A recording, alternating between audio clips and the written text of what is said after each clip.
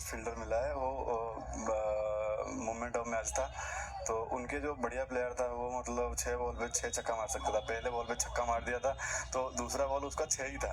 वो किस्मत ने साथ दिया, बढ़िया कैच हुआ बिल्कुल बाउंड्री लाइन पे, उसी पे हमने जीत गया। और आगे बढ़ने की खेल रहे हैं, खेल चालू है, टेनिस क्रिकेट है, इसमें कम फ्यूचर है, लेकिन खेलते खेलते जहाँ तक पहुँचेंगे पहुँच जाएंगे। सबसे ज्यादा मेन जो आपका फेवरेट क्रिकेट ही है?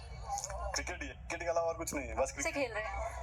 मैं तो बचपन से खेल रहा हूँ, जब से 7 साल से, अभी 27 साल हो गया, 20 साल हो गए खेलते खेलते। बार किसी टूर्नामेंट में पार्टिसिपेट किया या इससे पहले भी करते रहे?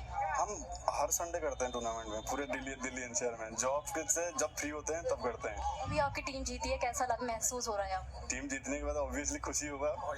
हाँ, आगे भी लग रहा है वैसे और मैचेस जीतेंगे? हाँ ऑब्वियसली ये जारी रहेगा कंटिन्यूस। Uncle thank you.